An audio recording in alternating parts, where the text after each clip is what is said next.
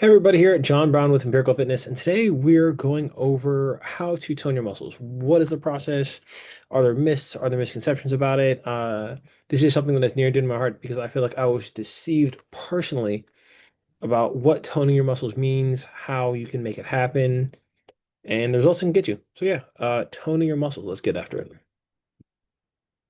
Uh, Move my face. Cool. All right, guys. Yeah. So a little bit about me. My name is John Brown, owner and founder of Empirical Fitness. I'm based out of Austin, Texas.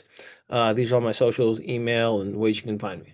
Yada yada. Oh, on top, of course, my certifications. Big shout out to the man JT. This is a photo back when we got first place in the double at a Royal Regatta. Hey guys, once again, just a little bit about me. Anything important in here? No. Oh yeah, social media group or Facebook group, Nerds to Lift Weights. If you're a nerd and you lift weights, come see me. Yeah. Ooh, also side note, there is still yet an undecided way to pick a name for this podcast. So I made this help with that. So if you have suggestions, input, feel free to leave a comment in this video when I post it, and I'll be open to it. All right, moving on.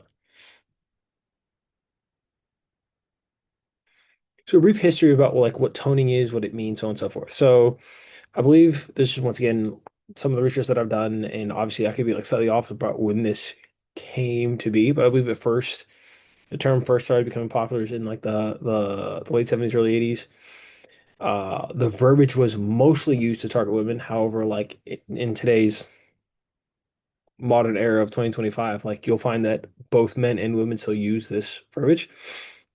It was seen and found in magazines and workout videos that helped popularize this term and that targeted women. And of course, at the time, the media avoided terms like hypertrophy or building muscle to dissuade women from thinking that they were going to get bulky, huge, and therefore look like a man, like masculine. And obviously, no, today we know that that's not the case, but of course, back then that was like a very major fear. So they used this term to kind of get women to work out without thinking that they were going to look like men.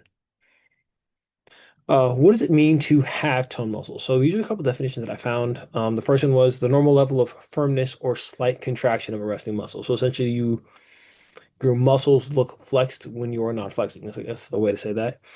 Muscle tone is the resting tension of skeletal muscle, and it's the only aspect, there's my English, of muscle activity that can't be controlled voluntarily. Once again, how contracted your muscle looks while resting. And for the purposes of this presentation, I kind of created this definition myself. The work and process required to make muscles look more visible at rest. I like that definition myself, so we could like coin that. If you want to shout me out and or say I had a good definition, I would very much appreciate that. But if you check me out, this is my process of toning. This is me in the blue underwear, and this me in the black underwear. And if you'll notice, my muscles are more toned, specifically my the abdominal area slash region. If you can tell in the blue, when the blue underwear, John has visible abdominals, but not like very visible abdominals. In the black, I've got more visible abdominals, meaning that I have become more toned in my abs. So I would say, or so people would argue. So I want to play this little game with you. How did I get more tone? And you can guess, here are your options. Did I use lighter weight and more reps? Did I use heavier weight with less reps? Did I make my rest breaks super short, like 30 seconds in between each set? Did I increase my cardio and like lift less weights? Because that's something that you can hear like people do. I did everything listed, or I did none of the things listed. Ooh, so what could the answer be? I did none of the above. My rep schemes and rest periods have no impact on toning. The process of toning your muscles is a myth. So what I did from this photo on the left to get to this photos on the right, like it wasn't necessarily like what I would call toning. There was a process to it. We're going to go over it, but yeah, as far as your quiz is concerned, the answer wasn't there, so there's no way you could have passed unless you knew the answer already.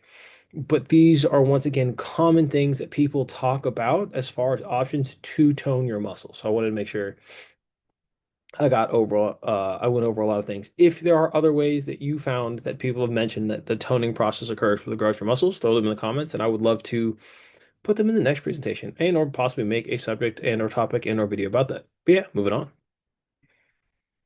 Boom. So what happened for Frodo Frodo? It was a three-step process. I ate in a caloric deficit while consuming a recommended amount of protein for myself. The math that I use for that is you take your weight in pounds, you convert it to kilograms, you multiply that by 1.8. That's the process that I use to determine the correct amount of protein usage for myself. If you want to, how is it? If you want to go above and beyond the necessary amount of protein, but still eat a really quality amount of protein, you can just eat grams per pound of body weight, which is like really, really high, but really, really good. Um, During this process, because I continue to work out, because I continue to stay active, I was able to lose weight primarily from fat stores and not lose muscle and or lean body mass. So essentially, by losing the excess fat that was on my body from John and the blue underwear, I was able to reveal the muscles and my abdominal muscles underneath that you saw with John in the black underwear. Losing fat reveals muscle mass underneath. Kind of cool, right? So essentially, I didn't tone my muscles, I just lost fat.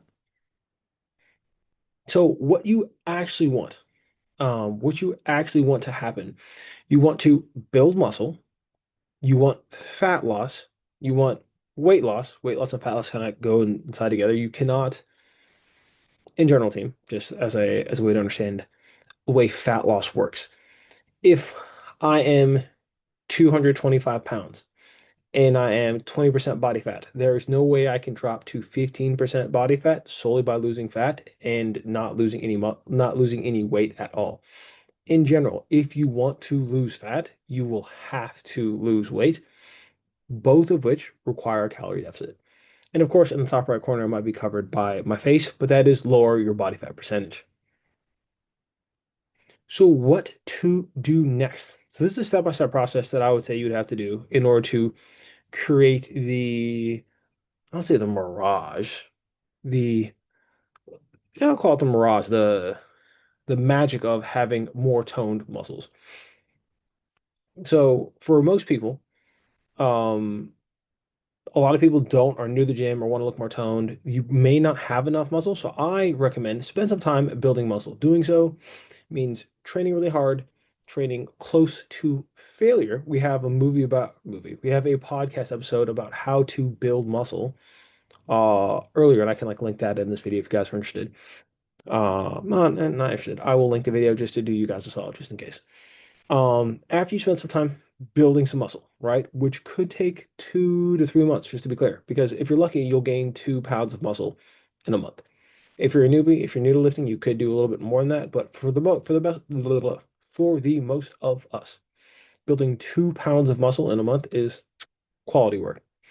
So after you spend time building muscle, you're then going to establish a calorie deficit. So establishing a calorie deficit is going to be pivotal in order for fat loss. If you are not in a calorie deficit, you will see no fat loss. It's just fact. And you can tell that you are having fat loss, that you are losing fat if your overall body weight is going down. Um, and lastly, the lower body fat percentage that you gain from losing fat and losing weight gives you the appearance of toning. Kind of cool, right? So, in summary, true muscle toning is a myth. You want to build muscle first, get buff. You want to establish a calorie deficit in order to lose fat, and obviously some weight will come off with that. You want to then have your lower body fat percentage as your goal that you achieve from the desired weight loss. And then, of course, you want to reveal the muscle underneath, which occurs from your fat loss at your lower body fat percentage. All right, guys, this is our contact. Once again, email, social media, in the Facebook group. If you're interested in joining, I highly recommend you guys join because I would like to see you in there. I go live every week in the Facebook group just to go over like topics that I find that are important as far as like what's happening in the gym, maybe some updated science, research, so on and so forth. So if you're interested, I definitely recommend you join the Facebook group Nerds Who Lift Weights if you are a nerd and if you lift weights. And lastly, still working on a name for this podcast. I'm kind of going over it with my business coach, and he's helped me with some good suggestions. Um, but I don't really have any right now because, like I said, my goal is just to help people, and so it's definitely like a help people first kind of thing. But yeah, guys, hopefully you enjoyed this podcast episode. If you have any suggestions about what you want to learn for the next episode, please throw those in the comments, as I'd be highly interested and more than happy to create an episode that would help you out essentially. Because like I said, I'm here to help. But yeah, guys, this is my I don't call it TED Talk because it's not a TED Talk, it's my podcast. This is my podcast episode on why toning is a myth and how you can create the mirage or the allure of tone muscles by actually building muscle, establishing calorie deficit, and lowering your body fat percentage to reveal the muscle you have underneath the layer fat. But yeah, guys, once again, hope you enjoyed this podcast episode, and hopefully I get to see you in the next one. Later.